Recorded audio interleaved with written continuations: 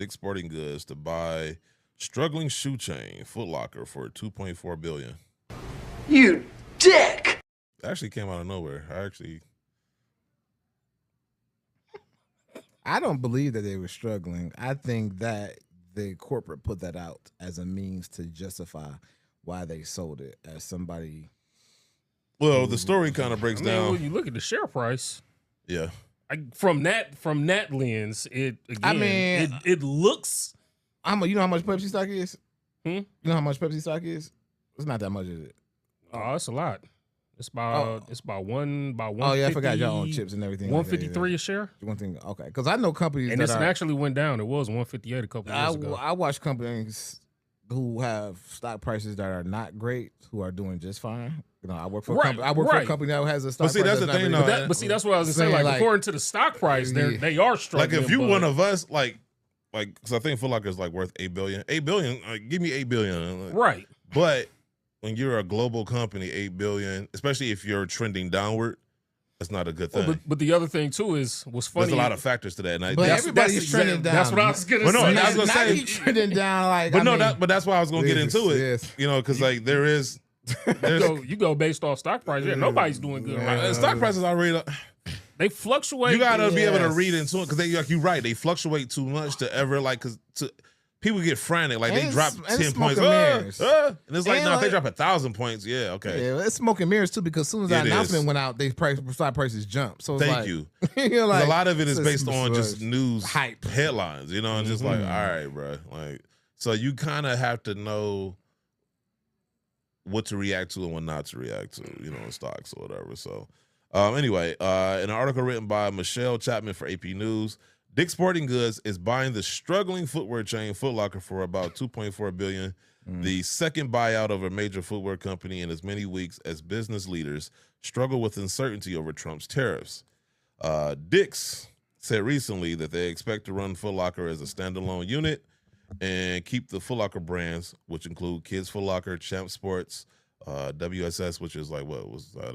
That's on the west side of this. Yeah, it's a West Coast store. Yeah, can't think of the name. It's like a surf store almost.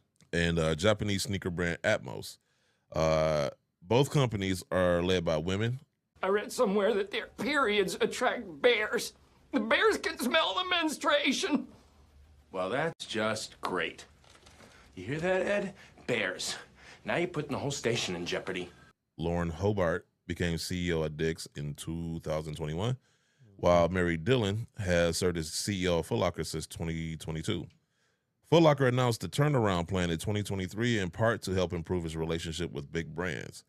Speaking at the JP Morgan Retail Roundup conference recently, Mary said that Foot Locker is working closely with Nike, specifically in categories including basketball, sneaker culture, and kids. They struggling with sneaker culture. How are they going to work with y'all? Okay. Anyway, shares of sporting goods. That's what your man's is there for. Who? Oh, man. God, no. Lord help us all. Shares of sporting goods and athletic shoe companies. It was too low hanging fruit. It was. Have been under pressure all year. Foot Locker stock has plunged 41% this year. Now, 41% is pretty significant. It is also facing pressure elsewhere, with major athletic companies like Nike and Adidas shifting their sales strategies, which I was going to bring up too, because it's almost like they're trying to circle back in some way to DTC. It's too late. Foot Locker, based in New York City, offers Dick's a lot of potential, namely its huge real estate footprint, and will give the Pittsburgh company its first foothold overseas.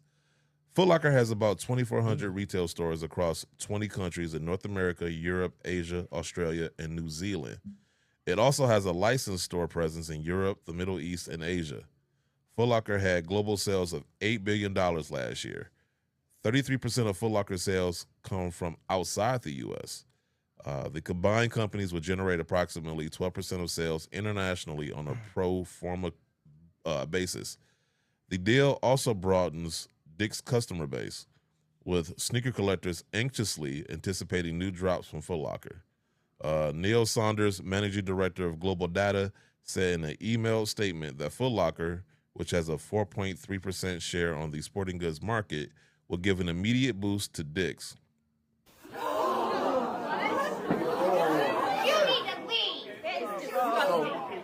I beg your pardon. I beg your pardon. Gay. That's the pause of the day so far. Yeah. Pause. Yeah.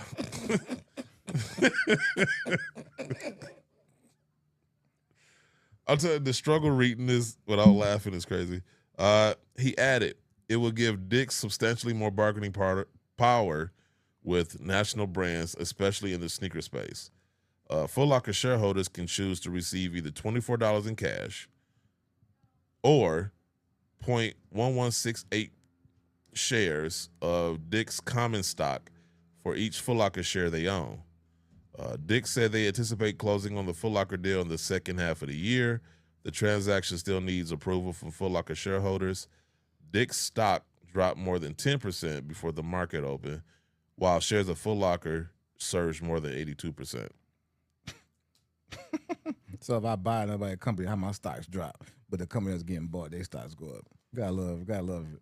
But I think too, it's also percentages too, because like, so like for example, if you lose 10% and then gain 10%, you still lose. No, I agree. I get with that because I mean, yeah, because you buying that company, so you absorbing whatever increase. But it's like but just the math of it. Like, so if I have $100 and I lose 10%, right? 10% of 100 is 10, right? So that takes me down to 90. But if I gain 10% off the 90, that's $9. So I lost $1. So yeah, no, I agree. I'm just saying, going back to the article was like, that's almost like somebody saying, "Oh my goodness, the struggling Jay-Z Volume 2 album is now going on vinyl." It's like, man, like stop. But I think it's within context, though. Because Dick's wouldn't have necessarily bought it for that much. It was struggling that well, and from our standpoint, I mean, just from that standpoint, is that the whole shoe game is like struggling. So if I sell heavy, your product, you struggle, yeah, you're going to take them down with you. You know what I'm saying? No, yeah, I agree with you. So I think that's what it is. So I personally believe that maybe that shareholder, CEO, board of directors, they feel like we can just cash in and let it go. But I think there's a lot of uncertainty. But this is why I think the only part I would disagree in is you see struggling companies get bought all the time because whether there's value in their name, like they mentioned in the article, there's value in their real estate holdings. You know what I'm saying? Like there's value in whatever inventory they still have left. I think they bought them to increase their allocation bargaining with Nike. I do think there's something to that. The same reason why when DTLR part in Villa, as far as Villa, they just wanted to get out. So that's what they was up for sale too. But DTR said if I bought Villa, then when I go to Nike, I could ask, they got to up my allocation. Yeah. Right. So that's that. Then JD Sports was like, well, you absorb them stores. If I'm trying to get into that space where Jimmy Jazz is, because you got to think JD Sports bought Finish Line. At that time when they did, it was starting to decline. Free runs. This is like what 2012 to 2015. Free run was over. No pun intended, right? Yeah. The Shocks kind of fell off a little bit. Roshi runs saw their end as the Yeezy 350 emerged. So everything that Finish Line leaned their hat on wasn't hitting that like that no more, right? So when Finish Line said, okay, we'll take our losses, cash in, it was a good run, JD Sports bought them. Then as you see Jimmy Jazz and who bought Snipes and Villa DTLR, you see how they eating. JD Sports like, I need a piece of that too. Then you go buy DTLR, who had just bought Villa 2 years before. So, but that kind of makes my point though, because Finish Line was struggling for how long? Yeah, that's what I'm so that's what I'm saying. Like companies do buy out struggling. That's why you buy them went on Finish Line struggling because I worked Finish for Line both. struggled for I worked at both. No, I'm not saying Finish Line was Foot Locker. I'm saying the point is like the reason you buy like if it's thriving, like yeah, people do cash out because it's like all right, I'll take that big lump sum of money or whatever. But you know, people also do buy out struggling brands, and there's more than like the value is more than just what they sell. Like I said, Foot Locker just probably in his real estate. That's what I was. But I don't know if it's in that real estate because Foot Locker is paying high rent at some of these. Yeah, malls. but here's the other part. In the article, it said this way now because Dick's doesn't have any presence outside of the U.S. That part. So now they have all of Foot Locker's international presence, which is pretty big. Well, think about this. 33% is a nice chunk of change. And what I keep thinking with that is think about the tariffs. So now that means instead of having me to have to pay that extra fee from the sneaker company to bring all the product to the U.S., now some of it no longer even has to go to the U.S. anymore. I was gonna say like because now, because I don't know if there's a Dick's Sporting Goods overseas, but with them owning Foot Locker now, like you say, they got the presence, so it behooves them to have stores because, like I said, like Foot Locker alone makes 30. That's 1/3 of your income coming from international. That's pretty substantial. And so now that they're able to like kind of merge and increase that, Don't call it a merger. or whatever, buyout, whatever you want to call it. Like, yeah, I think this. It's like Vince McMahon buying WCW.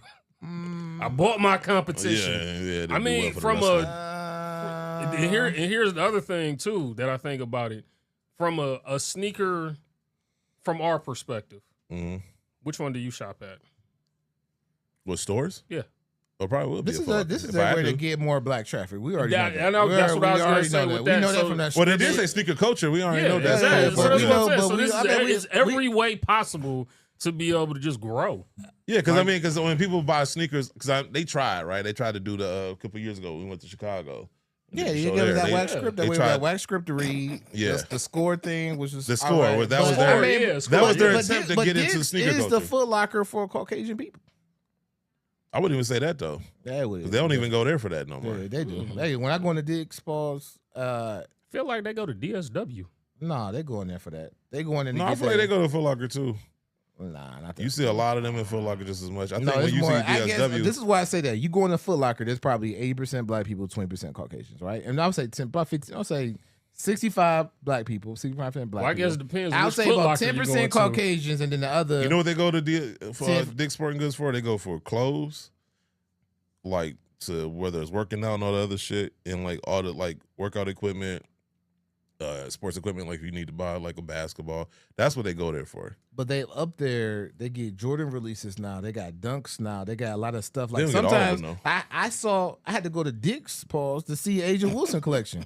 You know what I'm saying? So like that is the thing where now they have it. And to be honest with you, I used to tell people all the time when I was a store manager at other stores, Dick's has the best women's clothing collection, right? So now it can feed one to the other, right? So now I can funnel some of that Nike channel because everybody got a channel now. Foot Locker now, Nike has a treat Dick's Sporting Goods as Foot Locker as one channel. So now all that stuff that may not sell in Dick's Sporting Goods because you don't get black people traffic like that, you can put it in the ladies' Foot Lockers. Yeah, I mean, but they sell that. You know what I'm saying? It gives them more leverage though because now they so, one entity as opposed to two.